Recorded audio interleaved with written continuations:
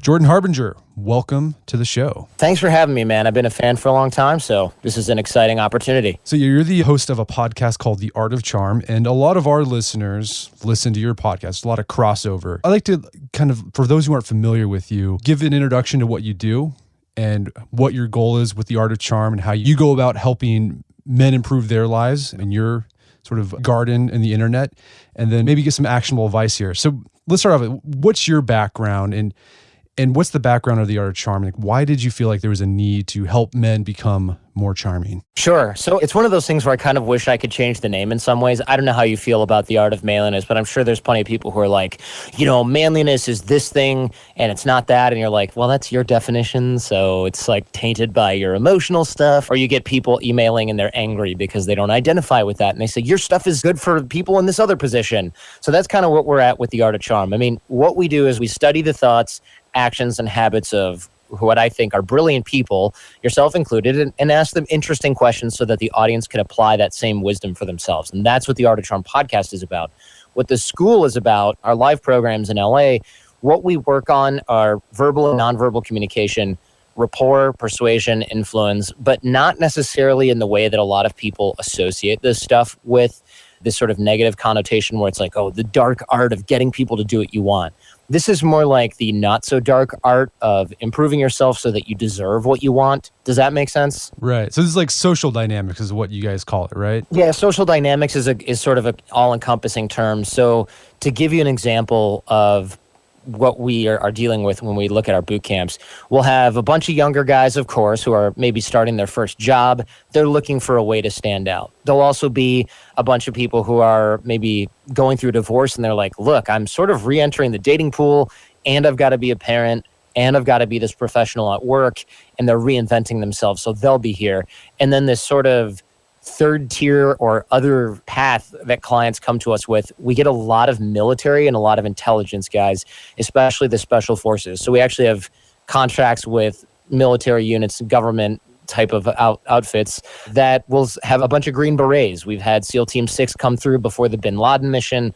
We've had a lot of foreign intelligence services come through, and they're learning an entirely different set of application for the same set of skills. So verbal and nonverbal communication, persuasion, and influence. So really these skills are applicable everywhere. And we also focus a lot on things like networking and relationship development. So it's not just a vague sort of general, be a better man, be a better person. We really focus on soft skills that are applicable and practical. So one thing you've talked about on your podcast and on your site and the blog is this idea of social capital. What is social capital, and why is it just as important as, say, money capital? Sure. So social capital is another encompassing term for what we like to call, what we don't like to call, I should say, networking, because networking now is kind of a dirty word, and rightfully so. When I think of networking, when a lot of people think of networking, I think they're thinking of going to some really lame event where people come up and they're like, hi, my name is Michael. Hey, when you need a financial planner, and they shove a business card into your hand and you just go, how soon can I get the hell out of here? Social capital for us is essentially a mix of skills which involve giving generously, not keeping score, creating beneficial relationships that are scalable on all sides. So it's not just help other people get what they want and you'll get what you want. Of course, that is an integral element of this, but it's also about making sure that you are giving generously to your network, introducing people to each other inside your network so that they can help one another. And this is actually more powerful than plain old capital, because anybody who's running a successful business and anybody who's running a successful company or even just a successful person socially is generally applying a lot of these concepts. It becomes one of the most scalable things that we can do to build up our personal life, our professional life, in that we never really make it to the top by ourselves. In fact, I think the closer we get to what we consider the top of any given field, we see that these concepts become even more important. I'll give you a little example, if that works for you, a little story about how I started to find out that these were important in the first place. Yeah, go ahead. Let's hear that. So I used to be a Wall Street attorney, and that's real estate finance, kind of like the exact same part of the problem, basically, 2008 crash. But I was young and I didn't know any better. At least that's my excuse there, I suppose. And when I was in law school, going through elementary school, middle school, high school, you can kind of and I'm sure you have a similar experience, you can kind of coast or get by it if you're just a smart kid. You're just, yeah, I can do the work. I'm towards the top of the class. I don't have to try that hard. And then you get into college, and at least for me, everybody else was equally smart. So it was no longer coast and get by on that. This was like, all right, everybody is really smart here. I've got to start outworking these people. And that was my competitive advantage. So my competitive advantage shifted from being somebody who was simply a little bit more talented or a little bit smarter in the areas of being able to study well and ace tests or hack tests. And then it moved to, all right, everybody else is drinking now. Everybody else is partying now because it's their first time away from home, college and law school, that I can outwork these same people. But by the time I got into Wall Street and out of law school, the competitive advantages were no longer. I essentially found myself in a room or a building with a bunch of really smart people who were willing to outwork everybody else. And so knowing this contributed a lot to my imposter syndrome, where I started to think, it's only a matter of time until people find out that I don't belong here. I'm going to get fired. I'm the employee who slipped through the cracks.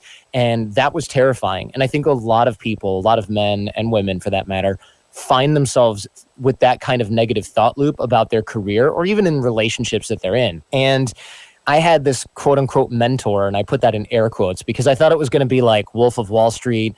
This guy's my mentor. He's going to show me the ropes, but we're going to do oyster shooters on the roof with Matthew McConaughey type of thing, like Wolf of Wall Street. And essentially this guy was just never around. HR actually made him take me out for coffee because everybody else was going out with their mentors to like Blue Man Group and seeing all these cool shows and going out to eat all the time. And I really had nobody like that. And it wasn't just that he was disinterested in me or mentorship in the first place. It's that this guy was never in the office. His name was Dave, and everybody was jealous the first couple of weeks that he was supposed to be my mentor and then quickly realized he's just never around. And so when HR made him take me out for coffee, he's banging away on his BlackBerry, and he goes, all right, ask me anything you want, because he kind of had to tick the box that said, I mentored someone this summer. And I said, all right, well, how come you're never in the office? We bill 6-minute increments of time. Do you just work from home? I mean, what's the story here? And bear in mind, Dave was a guy from Brooklyn with a tan. So he obviously knew something that I didn't know. And everybody thought, like, this guy's such a young partner. He's a young hustler. What does he got? What does he know? And he puts his BlackBerry down and basically slowly explains to me something I've never heard before, which is that it doesn't matter how many hours you bill if you're able to bring in all of the legal work and the deals. So he was in charge of deal flow, essentially almost like a salesman for the firm. It's not that he couldn't do the legal work. It's that even if he was billing out at about $1,000 an hour for his legal work, maybe slightly less on Wall Street even at that time, he was worth far more outside the office, bringing in $1 million deals from investment banks in terms of legal fees. And so I thought, wait a second. Not only are you able to work outside the office and not just filing briefs and stuff, you're just generating rapport and relationships with people, but you're actually making more money doing this. And in addition, I would come into the law firm, let's say on a weekend, to either show off the office to a friend of mine or possibly to work on something. And the other partners were always there. And I mean, I was in this office at like 3:00 in the morning once on a Sunday to finish something up that was due Monday that I'd been screwing around all weekend. And these partners were still there. And Dave, meanwhile, wasn't in the office even at 2 p.m. on a Tuesday. And I thought this is the so-called secret third path for me to get to the top of the law game. It's not just about working hard. I can do that, but I can't really outwork people that are willing to outwork everyone else. And it's not about being smarter or trying to get smarter somehow when I was already far behind a lot of these other very, very sharp minds at this law firm. This was a way that nobody was really thinking about in terms of getting to the top. And additionally, an area where a lot of these really analytical minds and folks that I was working with at the law firm were really shying away from. They were thinking, I don't really want to go out and do that. I just want to focus, keep my head down at work. And so my idea was, if I focus on these network and relationship development skills that Dave seems to have mastered naturally, by the time 5 years in, 6 years in, and we're all mid-level or senior associates, the other folks that I'm working with probably aren't even going to look at this as a necessity for their career or their skill path at any time before then. So I will have a massive time advantage, and I will be able to figure out how to cement myself as the next guy in Dave's shoes versus the next guy in one of these other partners' shoes, Pete, for example, who's in the office at 3 a.m. on a Saturday. And that really appealed to me, not because I didn't want to work hard, not because I couldn't do the work, but because I thought, wow, this really appeals to my potential strengths. I have an advantage of time. It's a learnable, teachable skill, or so I hope. And it seems like it's right more in my wheelhouse than just trying to focus on all this legal stuff, which I was just barely holding it together. And you as an ex-lawyer, I'm sure you kind of remember some of that stuff and you're just looking at it and going, how does anyone understand any of this? And that's kind of where I was my entire first year as an associate. So the idea that there were other skills that I could learn and master that would actually take me further, that nobody else was running on, I was running a totally different race, that greatly appealed to me. That's awesome. So social skills, your social capital, it's a competitive advantage that no one's really tapping into. Is that whole blue ocean thing. No one's thinking about it. So that's a place where you can really gain an advantage. So how did you figure out? So you thought, okay, this stuff is hopefully learnable. How did you go about figuring out what were the skills, what were the mindsets you needed to do to build these relationships, be able to network without making it feel like you're networking? Sure. So the first thing that I really had to focus on was the fact that all of these skills were learnable, teachable skills, because a lot of folks, when I started asking about how they got good at this, of course, the first person I asked was Dave.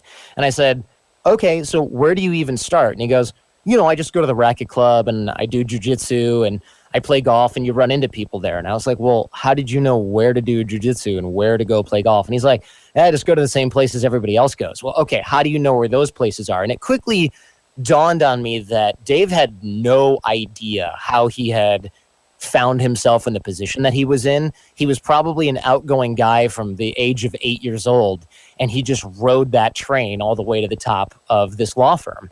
And that worked really well for a guy who grew up in New York and had roots all over town and other people, other successful friends, and went to law school there and all that stuff. That totally made sense. But for me, I had to learn this. And of course, what I'm hearing from all of my friends and teachers even are, some people are just born with the gift of gab. And by the way, that's complete BS.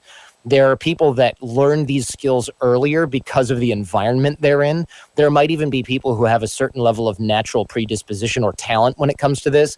But everybody I know that's really effective in relationship building has learned this manually. They either remember how they did it, and most people, of course, do not remember how they did it, in part because maybe they started in high school or middle school or even earlier because they had a certain set of circumstances that was really conducive to that.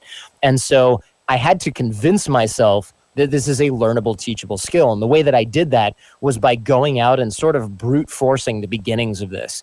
I would go to mixers and events, and I would try to talk to people, and I realized, oh crap, I'm kind of shy and I'm kind of quiet.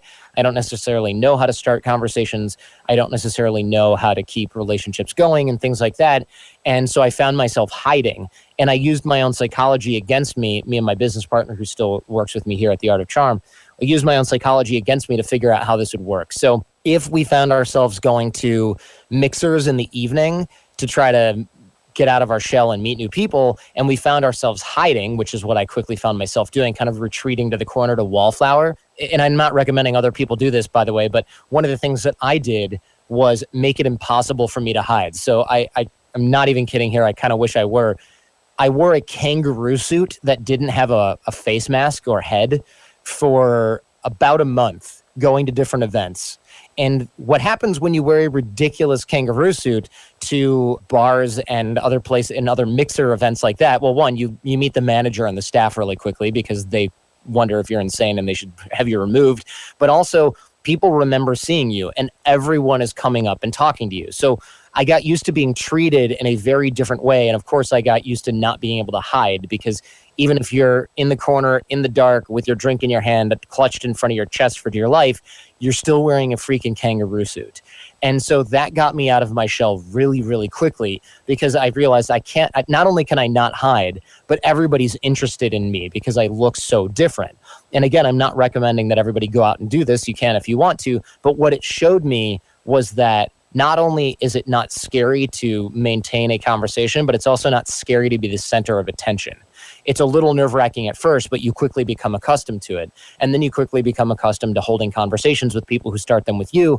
And then from there, it's an easy transition to, well, it's easy for me to start conversations with other people. And so we sort of break this down into tinier chunks at AOC now, but that was me throwing myself in the deep end.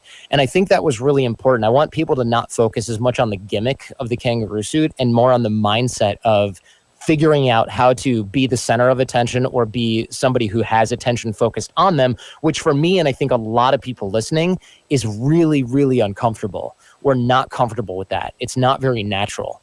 And so when we start to build these skill sets outside of ourselves, we start to build a lot of self-confidence and a lot of self-trust, knowing, okay, I just handled this thing that I, a couple of weeks ago, thought was terrifying.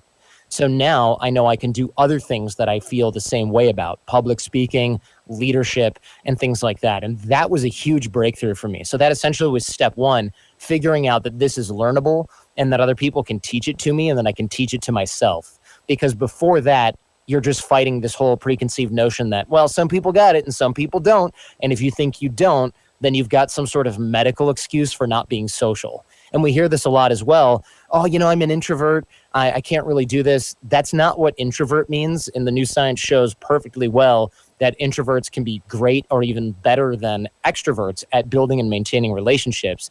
And we just like to use that as like I said, a medical excuse about why we can't be social or can't be outgoing or can't generate connections with other people. Well, let's talk about that introversion thing, because you hear that a lot. I'm an introvert. It means I don't like to be outgoing. But yeah, you're right. The research doesn't say that introverts are necessarily shy. They just have a preference to, be by themselves or, have more intimate things. But they're able to, if they want, to turn on the extroversion if they need to, right? Exactly. Yes. Not only that, but the science also shows that what introvert essentially means is extroverts recharge by going out and being social and talking with friends and family and creating relationships and going to parties. Introverts recharge by spending time with themselves. That's fine, but neither of those things has any actual indication of your social prowess or your ability to create and maintain relationships. It's only about what recharges you, what calms you down, what makes you feel at home and at ease. And so the reason that we see a lot of people going, but I'm an introvert and my extroverted friends are so much better at being social, it's not because of the introversion or the extroversion per se. It's because extroverts realized on a subconscious level that they were extroverts probably in middle school or high school, and then went about being social as often as possible because they enjoyed it. Whereas introverts maybe shied away from some of that, and so they have a decade less experience going out at every opportunity and making new connections, unlike extroverts. It has nothing to do with your potential, and it has nothing to do with your actual ability to create skills in this area. It only has to do with possibly the level of enjoyment that you get from the process. So that distinction is very key, because that means that if we're introverts, we can still build really great people skills. We can still build really great relationship skills. It just means that we might not be exercising them as often because we need more me time. And that's very important to realize, because if you classify yourself as an introvert and you go, yeah, it's just kind of holding me back, you have to realize that it actually should not be holding you back. If it is, you're letting it do that. You have no medical reason that you can't develop these skills. It just might be more uncomfortable for you at first because you're not used to doing it. And that's okay. It's you're no more expected to be able to create and maintain relationships than you are to be able to snowboard, for example. You have to work on this. It is a learnable skill, as per my first point, and that I think is extremely crucial to realize. So not only is it learnable, but no matter what your personality archetype might be, self-diagnosed or not, it doesn't prohibit you or inhibit you from learning these same skills. I think a common myth that a lot of people have about, being social is that they need to be like the life of the party guy, like the Vince Vaughn character in Swingers, right? That's just super animated. It's just constantly, witty banter going back and forth, laughing. In order to be successful at building relationships, being social, do you have to be like that, or can you do it in a different way and still have success? Actually, that's a great question and a great example, the Vince Vaughn Swingers example. I might have to steal that as well. Because Vince Vaughn, he walks in someplace and he's like, hey, there he is. Oh, what's going on? Like, he's just really, the camera's focused on him. Your money, baby. And everyone around him. Yeah, you're so money, you don't even know it, right? He's super outgoing, super confident. And that's cool. It's really attractive. We see that in the movie. He's the center of the circle. Totally makes sense. However, when it comes to relationship development, not only do you not have to be like that, but often we find that people who really are that outgoing and that social find themselves in different kinds of predicaments, because we get those same guys here at Art of Charm as well, where they say things like, I feel like I have a lot of people in my life, I just don't know them that well. Or I've got a lot of relationships and a lot of friends, but none of them are really that deep relationship-wise, or we're not really that tight. And that's a very important distinction as well, because what we've found also from the science of introversion and social skills is that a lot of introverts are quiet people. For example, they're very, very good at creating deep relationships one-on-one. And what we know from relationship development is actually depth is more powerful than breadth. So it's much better to know a couple of dozen people really, really well who would just go to bat for you no matter what, who will come to your wedding, come to your funeral, more importantly. These are the people that will really be there for you when the chips are down. It's better to know a few dozen people like that than it is to know hundreds of people that you could call and maybe they'll return your phone call, or they recognize you at some level as an authority or as a cool guy or a great person, but they're not really going to help you necessarily with anything unless it works for them. So introverts tend to actually be better at observing group dynamics, observing and adhering to sort of nonverbal communication and finding out who's who in a group when these skills are studied, because they're more introspective and they look at how their own feelings work. So in many ways, the whole I'm an introvert, I can't do it thing is not only wrong on its face, but actually works better the other way around. You're an introvert, so you should be able to develop deeper relationships possibly even more easily than a Vince Vaughn type. So for me, when I go and meet a group of people, I may sort of turn on a little bit of that sort of Vince Vaughn type of stuff. And of course, not equally ridiculous and nightlifey. But at the end of the day, I'm not going to these different events to go, I want to meet 100 people. I want everybody at this conference to know who I am. I'm going in and I'm going, I would love to make 1 or 2 connections here that turn into real friendships that last for the next 10 or 20 years. That is much more powerful. So if you're not that super extroverted, outgoing person, it doesn't matter. Your goal should be to make 1 connection at each of these types of events and try to turn it into a friendship, not to get the phone number and business card of 700 people in some auditorium in Las Vegas. So let's get into specifics here. Let's talk about small talk. A lot of guys, I've heard this before, we've written about small talk before, and a lot of the comments are like, well, small talk is stupid, it's superficial, a waste of time, just get to the deep stuff. Let's talk about deep philosophical thoughts right from the get-go. I'm curious, do you think small talk is a necessary part of building a relationship? And if so, what can guys do to get better at it? I think it is necessary, and I'll tell you why. I totally understand where those people are coming from that say, like, let's skip the surface level stuff, let's get into the deep stuff. A couple of ideas and quips with that. One, when we do small talk, when we exercise small talk, when we engage in small talk, we're doing a lot more than I think a lot of folks think. We are not just going, man, it's cold out here. What do you think? Oh, yeah, last week, it was flooding, it was raining. I'm glad for the cold, but I'll take the sun. Chuckle, chuckle, chuckle. Hey, what brings you in? That kind of small talk. That's great. It warms people up, and regardless of what you think of it. But here's the truth. What we're really doing there, and evolutionary psychology shows this to be quite true no matter what the subject, small as it might be, our brains are looking for things like nonverbal communication, subconscious communication of friendliness. We're gauging each other's social status. And I don't care what the social status is. I'm a grumpy old guy. It doesn't matter. Our brains are doing that because that's our model of the world. Who's in charge? Who's stronger? Who's more interesting? Who knows more people? Who's more connected? Who's more outgoing? Who's more... There's a million little different calculations going on here. A lot of it happens non-verbally, but a lot of it happens verbally in the beginning.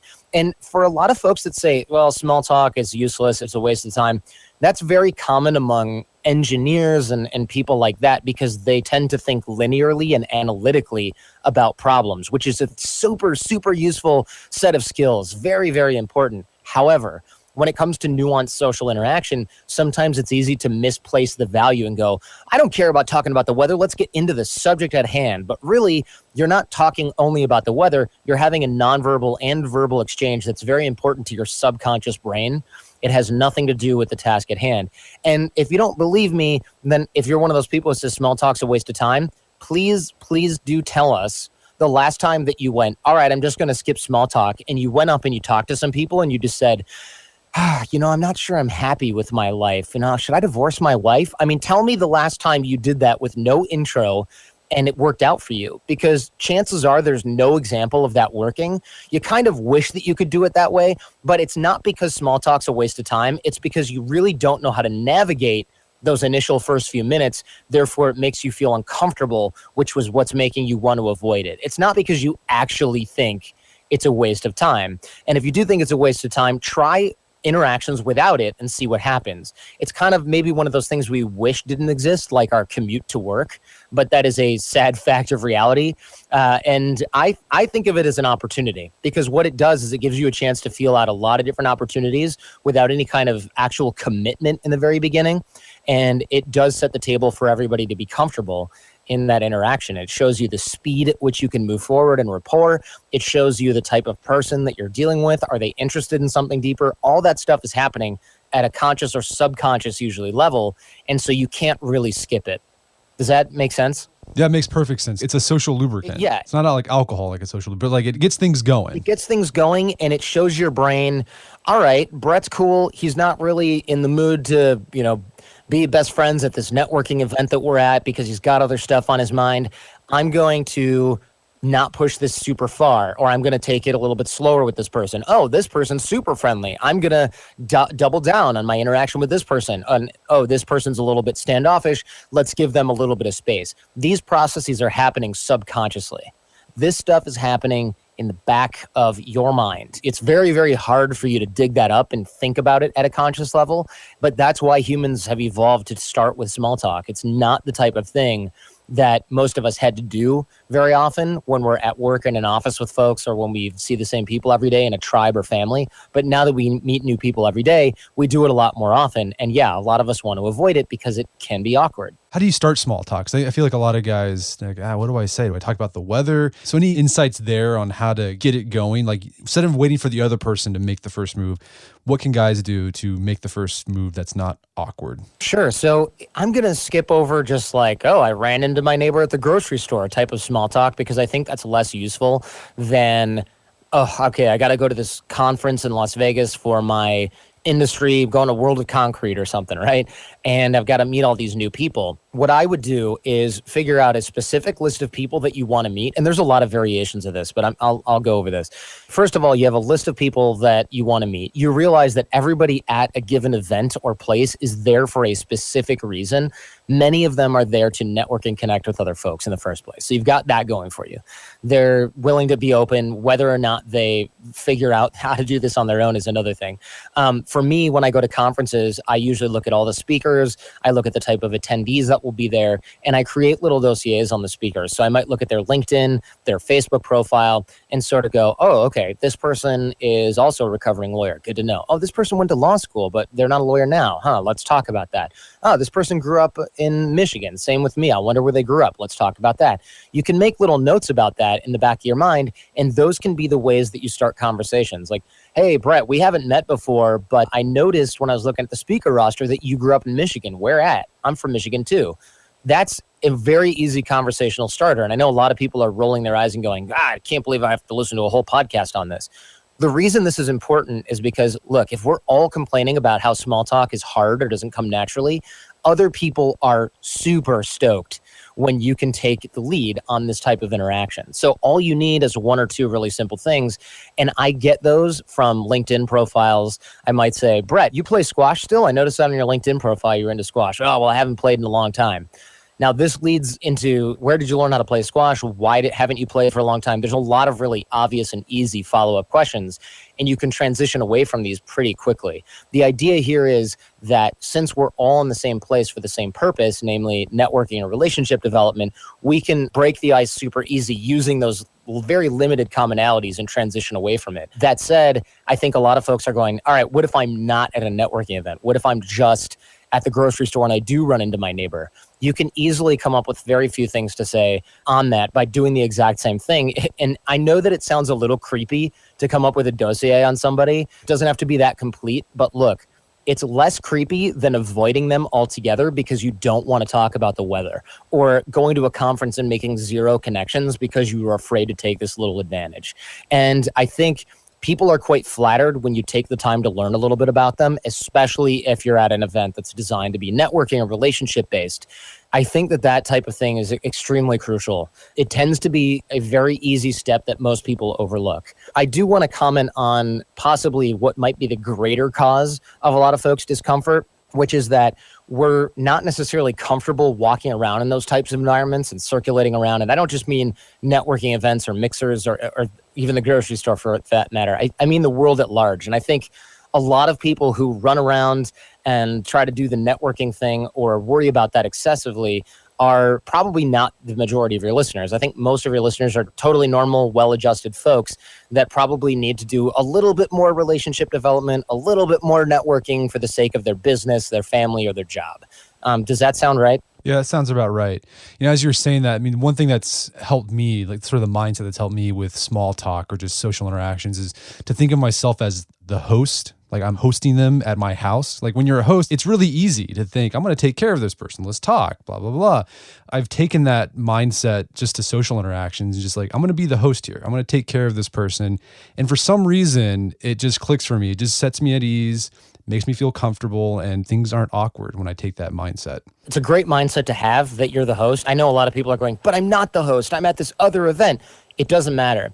If you act as if and you act as if you're at home and you're going to be the host of a party, well, think about this. It's not just, okay, I'm the host. It's, all right, I'm the host. What do hosts do? They introduce themselves to other people. And more importantly, they introduce people to each other. And this is a very important point because this makes networking and relationship development scalable at some level. So a lot of people are going, all right, my worst case scenario is I actually get good at the things Jordan's talking about here. And then suddenly I'm stuck in a conversation with somebody, or how do I transition, or how do I move from one person to another? The best way that I've found to do this is by taking off on your hosting example is to go and start conversations with folks and then begin to introduce them to each other. So if I'm sitting there and I'm alone for a while and I decide to go up and talk to you and we start the small talk thing, if we start to go, all right, conversation's losing a little momentum, you're doing that head bob like, okay, so what I can do as the quote unquote host is say, hey, Brett, why don't we go around and meet some other folks? Do you know anyone else here? And you might go, yeah, I know Bob. He works with me. Let's go talk to him. I'll introduce you. You might say, I don't know, nobody right around here. I might say, all right, well, I've got a couple friends I want to introduce you to. Do you have a few minutes? And since you're there for the same reason that I am, you might say, sure. And then we just walk around meeting either friends of mine that I've already met or total strangers and then introducing ourselves. For some reason, it's much easier for me to introduce myself and other people that I'm with at the same time because you have that sort of group strength, right? So if you and I walk up to a group of people and introduce ourselves, there's a lot less pressure on me to do the intro and to carry the whole interaction as there is if I'm walking up with a smaller group. And this is also less threatening, especially at events where nobody knows each other.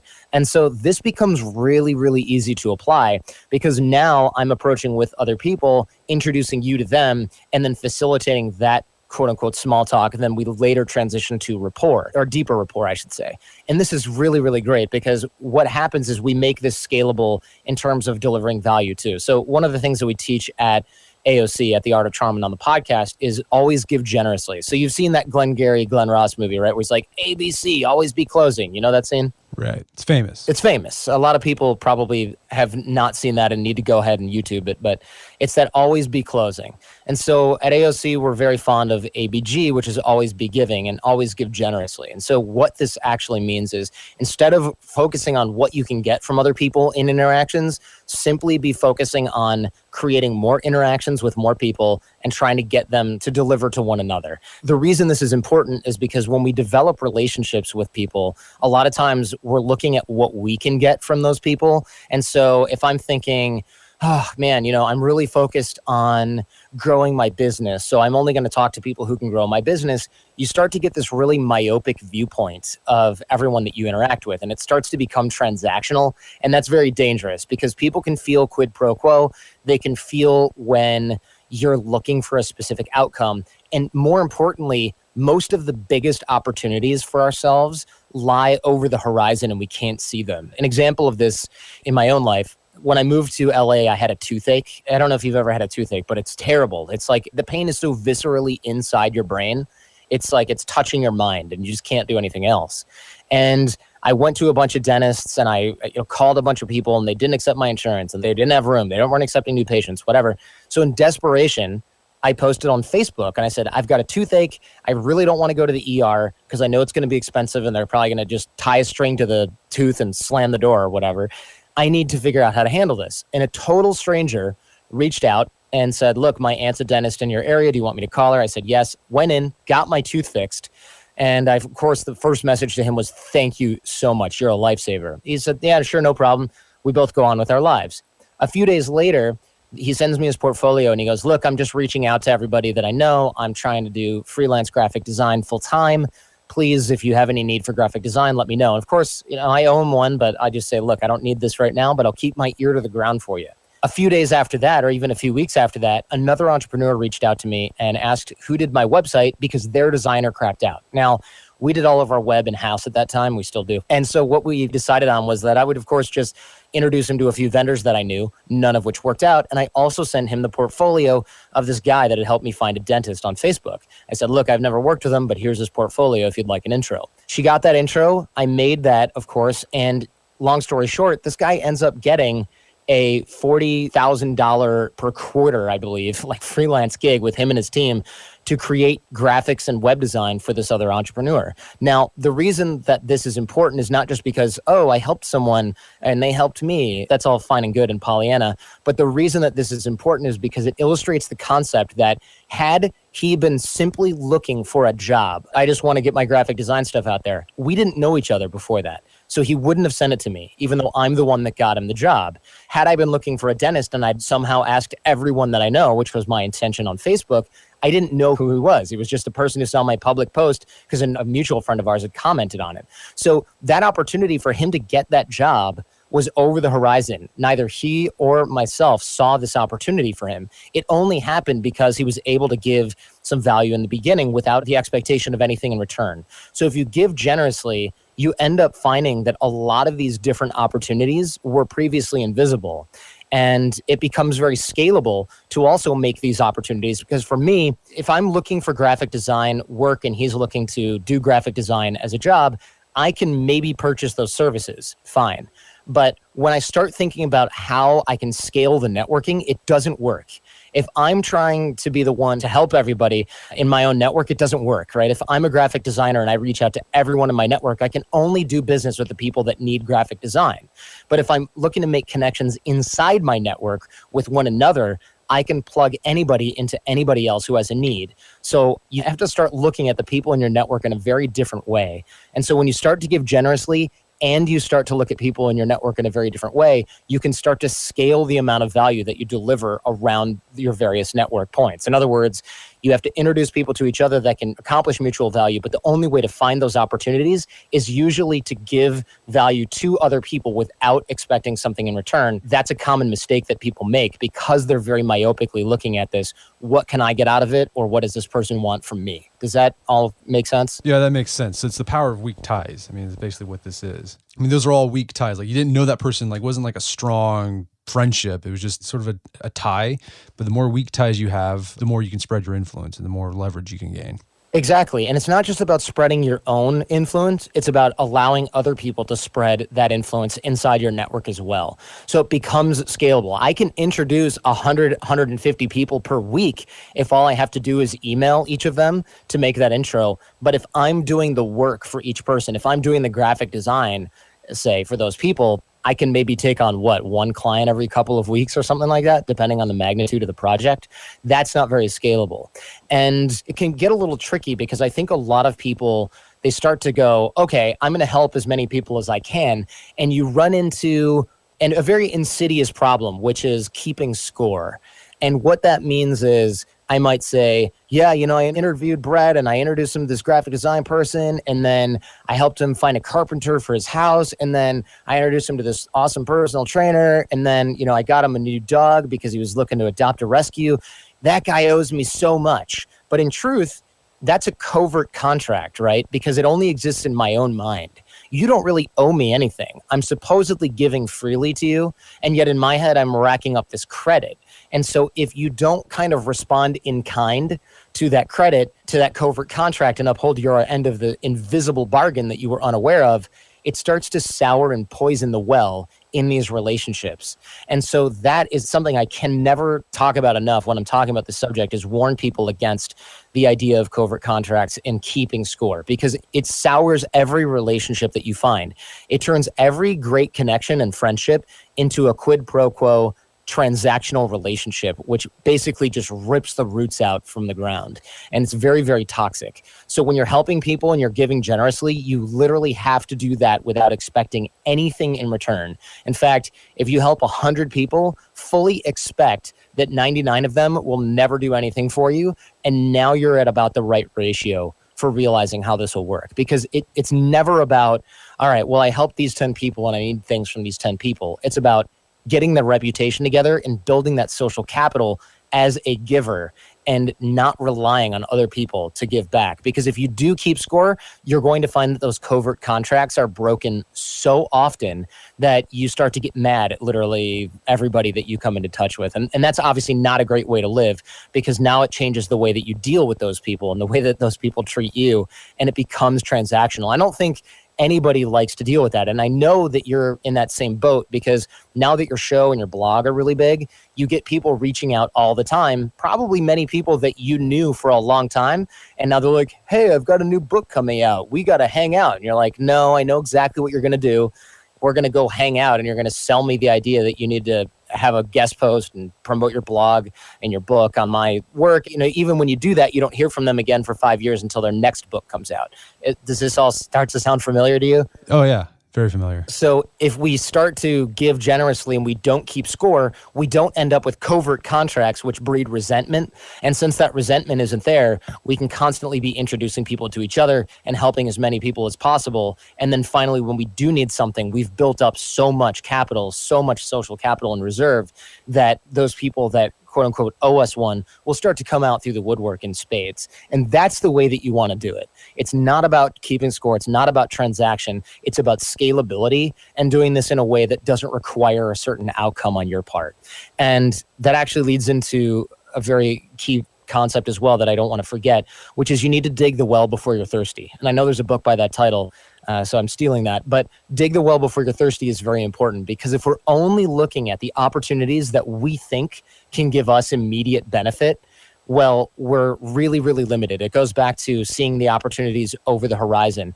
If you're not building relationships with people before you need that, it's not going to work out so well for you when you finally do need something, because it will inevitably become transactional if you're only looking at the next immediate step.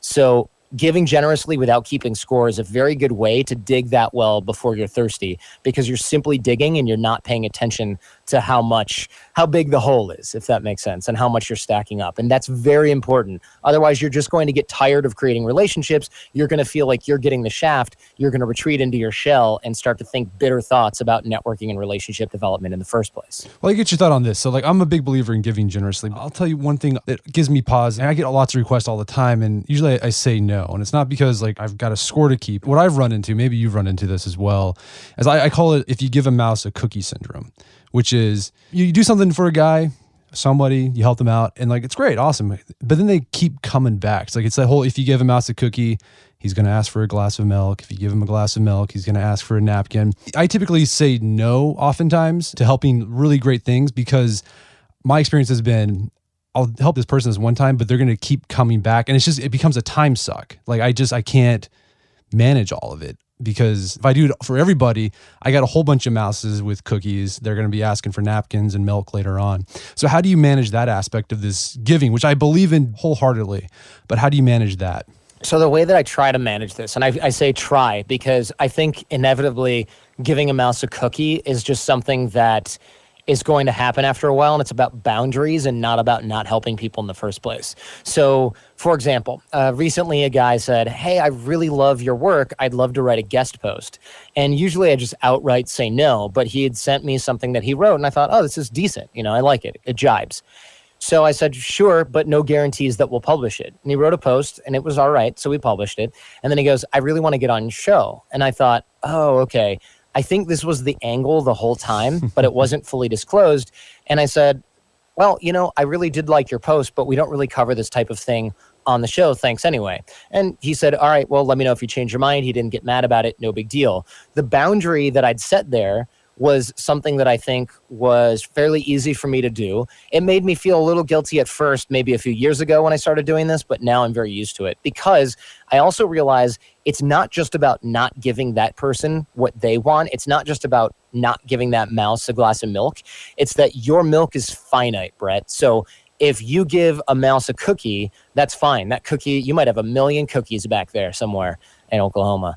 But if you only have 1 jug of milk. So if that same mouse says, look, I want a glass of milk, you can just say, actually, I don't have time for that right now, or I can't scale that right now, or I can't do that right now, but I have an introduction to somebody else who might be able to help you with that, something that is more scalable.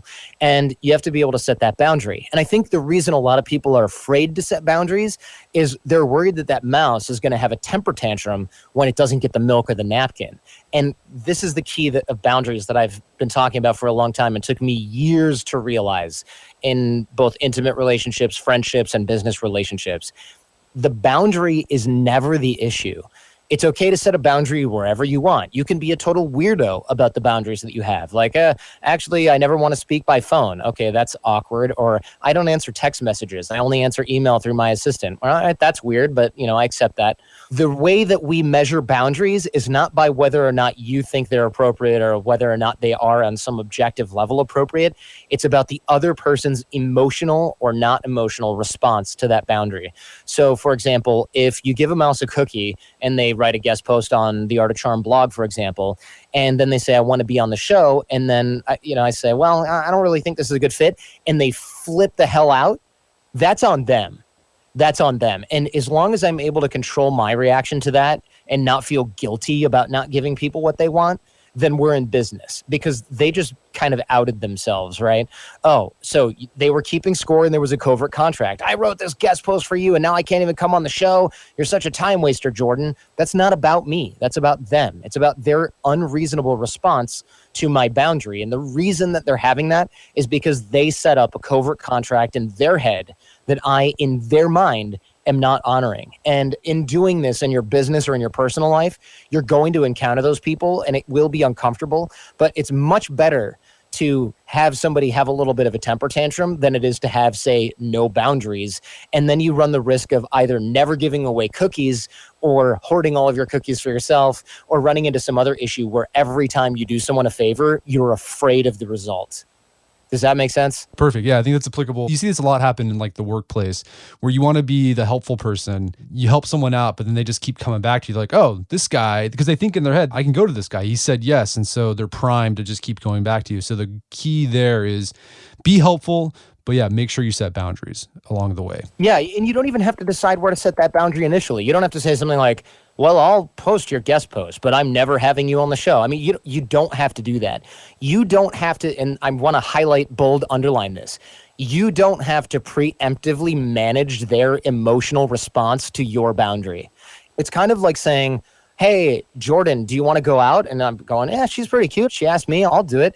And then we go out, and on the first date, she's like, hey, do you want to go out again next week? And I'm like, yeah, okay, we can do that. And then on our second date, she's like, we should get married and have babies. And I go, whoa, I don't think that's a good idea just yet. We should date for a while longer. If she goes, okay, then you go, okay, good. I think she's a reasonable person. However, if she goes, are you kidding me? I've already gone out on 2 dates with you, and now you don't want to get married and started slashing your tires or getting all upset at you. Even if she didn't slash your tires, and by the way, this goes for guys too, because we be crazy emotional sometimes too, don't front. That would be completely unreasonable, and we would run for the hills. And yet somehow in our personal lives and in our businesses, we often end up going, well, this other person's crazy emotional response makes me want to help them even more because I don't want to deal with the conflict. It makes no sense. We never put up with this stuff in our personal lives, and yet we'll put up with it in our business, or we'll put up with it in our non-intimate or non-dating lives or something like that, or vice versa. You see people who are CEOs of companies and they're going through a divorce and they're dating again, and they're putting up with ridiculous amounts of crap from people in their lives. And you're thinking, if this were happening in the boardroom, you would eat this person alive. And yet, since it's happening in a different sphere of your life, you're not applying any of the stuff that you've already know intuitively or that you've already learned. Why is that the case? And the reason is because when we set boundaries and when we do things like this, often we don't transfer them to other areas of our lives for various reasons that probably aren't important here. So before I go, I know we're running short on time. I want to grab a drill for everybody here because this is extremely important. It will change the way that you deal with other people, the way that you meet people, create connections, and more importantly, the way that they deal with you. So a lot of Art of Charm is dealing with verbal and nonverbal communication. And the reason that this is so important is because our first impressions are always, always, always based on our nonverbal communication. And if you don't believe me, walk down the street and the next few people that you see, you'll start making immediate subconscious judgments about those people. Are they a threat? Do they look nice? Do I know them? Is it a man or a woman? What are they carrying? All of that stuff happens at a very sort of low level kind of ground basis at all times. We're evolved that way. We make judgments about people based on visuals all the time. And women are better at this than men are because of a safety concern that's evolved over the last, bajillion years here. So what we know by extension of this is that our first impressions are made non-verbally because they see us before they can hear us. And I think a lot of people, especially guys, for some reason here, are almost obsessed with creating a great first impression based on some kind of icebreaker, some kind of pickup line, some kind of thing that they use to start a conversation when none of that matters because it's all about nonverbals. So in order to create a great nonverbal first impression, we have to have great, positive, open body language that looks confident. And a lot of people go, great, all right, I'm going to write that down. And then the next time they go to an event, they're like, all right, I'm going to stand up straight, I'm going to smile and have open, positive body language. And they get into a conversation and 20 seconds later, all their body language stuff is out the window. And the reason is because in order to stay present, we can't really micromanage our nonverbal communication. It's always a reflection of our internal state. And that's another conversation for another time. It's a reflection of our internal state. And if we're nervous, we're going to have problems. So what we need to do is create open, positive, confident body language as part of our natural habit. Our default has to be that. And the way that we do that is by creating that habit. And the way that we do this is with what we call the doorway drill. So unless you're driving right now, do a little bit of standing up, shoulders back, chest up, chin up, smile on your face. And you don't have to exaggerate it. You'll just look like kind of an idiot, a weirdo. And have that open, positive body language. Now, remember what this feels like and remember what this looks like. Now, every time you walk through a doorway, even in your own house, straighten up, open, positive body language. And so that chin up, chest out type of shoulders back, smile on your face type of thing. I mean, even in your own house, going to the bathroom, going in your bedroom, walking in your dining room, whatever you want to do. And of course, whenever you walk into and out of your office. If you have trouble remembering to do this at each doorway, buy a little pad of those hot pink or whatever green Post-it notes and put them at eye level on the door frame. And every time you walk through, it'll break your pattern of autopilot. And you'll go, what's that pink? Oh, yeah, doorway drill. Oh, yeah, doorway drill. And what this does is it creates the nonverbal habit in such a way that when you do go to some Starbucks or World of Concrete or whatever you end up being at, you start to have this nonverbal communication as your defaults. And this is very important because not only does the mind follow the body and the body follow the mind, and this isn't some woo-woo clever saying, there's science behind this. We know that people start to treat us differently based on those first impressions. And again, if you don't believe me, look at the way that you treat other people based on what you're judging about them. So if people are treating us open, positive, confident, friendly, then we start to become open, positive, confident, friendly. And when this happens over time, people start to treat us differently. It's changing our behavior, and we start to see a core identity level shift in the way that we see ourselves, as well as the way we see interactions with other people. And that's the kangaroo suit that I want people to wear when they're going out, right? Don't buy the kangaroo suit. Just change your nonverbal first impression, and you will see that not only are you feeling differently in your interactions, but people are treating you differently, which leads to positive reinforcement of the way that you're viewed socially, the way that you view yourself socially, and the way that those interactions are viewed as well. And that is a game changer for your entire life potentially, especially if your personal life, your work life, your business depend on being able to build, create, and maintain relationships. The doorway drill is a very small but very amazing start to shifting the way that you think about these types of interactions. I love it. That's fantastic. So, Jordan, where can people learn more about the Art of Charm? Sure. So we're very practical, just like the doorway drill, and we're at the Art of Charm podcast. You're already listening to a podcast.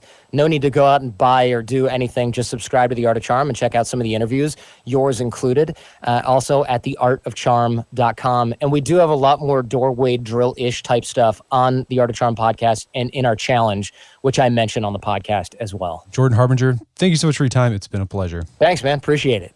My guest today was Jordan Harbinger. He's the host of the Art of Charm podcast. You can find that in iTunes, Stitcher, whatever you use to listen to your podcast. Just search for Art of Charm. You can also find more information about their work at theartofcharm.com. Also, check out our show notes at aom.is/artofcharm, where you can find links to resources where you can delve deeper into this topic.